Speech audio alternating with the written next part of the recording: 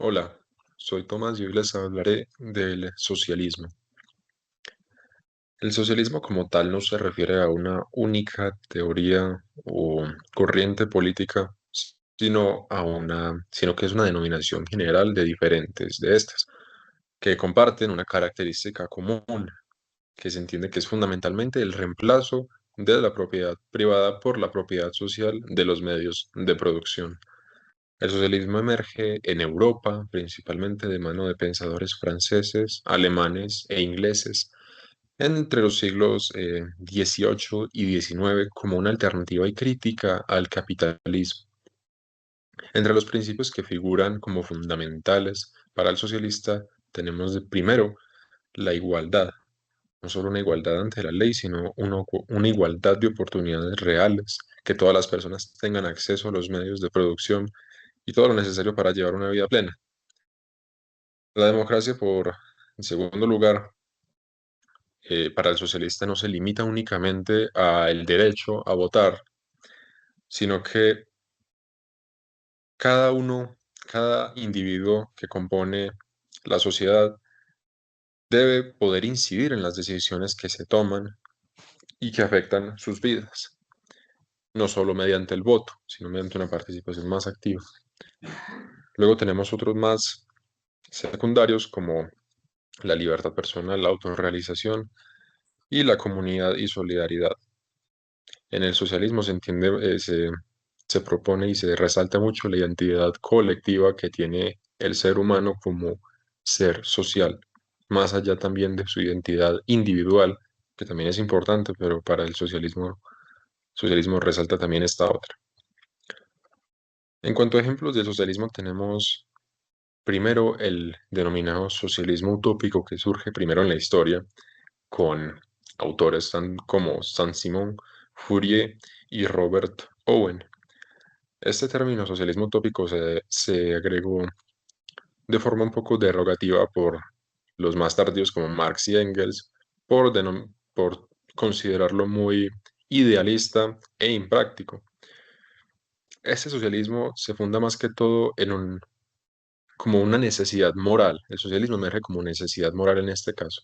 Y en la práctica se fundaron algunas comunidades más que estados grandes, como en el siguiente caso, como New Lanark, fundada por Robert Owen en Escocia, perdón, New Harmony, fundada por el mismo Robert Owen en Illinois, no, perdón, en Indiana, y La Reunión, que es de ideología fourieriana, fundada también en Texas, en los Estados Unidos.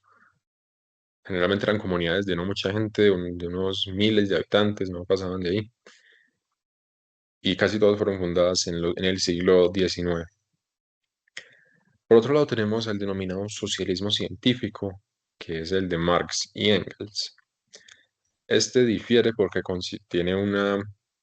considera que él mismo tiene un fundamento teórico y científico mucho más verdadero que el socialismo utópico y entienden el socialismo como una inevitabilidad histórica bajo el paradigma del materialismo dialéctico de Karl Marx. Este tipo de socialismo se puso en práctica ya en estados como tal, a contraste con el socialismo utópico que fue en comunidades más pequeñas, en estados como la Unión Soviética, que fue el primer estado como tal que se identificaba bajo los principios marxistas.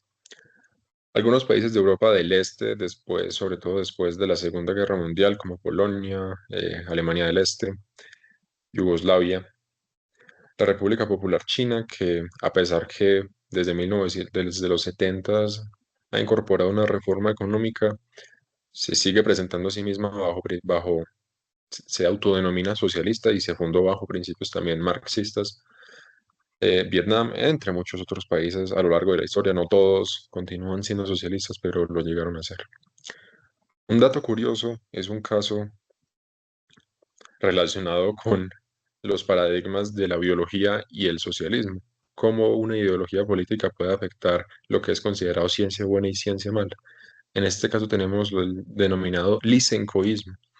Trofim Lisenko fue un agrónomo soviético que bajo su paradigma rechazaba la genética mendeliana y vindicaba los principios de evolución de Lamarck con la herencia de caracteres adquiridos, lo que para muchos políticos soviéticos tenía mayor concordancia y era más compatible con las ideologías socialistas que como tal las otras corrientes evolucionistas. Hoy en día la teoría de Lamarck es en gran medida rechazada por los biólogos, aunque inclusive en ese mismo tiempo, aunque como anteriormente les dije, debido probablemente a que se veía compatible con las ideologías del Estado, fue, fue vindicada. Entre ellos que la vindicaron fue el mismo Stalin, que consideraba que todos aquellos que negaran la herencia de caracteres adquiridos en la biología no tenían lugar en el debate. Esto produjo resultados desastrosos para la agricultura soviética y finalmente Lysenko en el gobierno de Khrushchev fue destituido. Eso fue todo. Gracias por escuchar.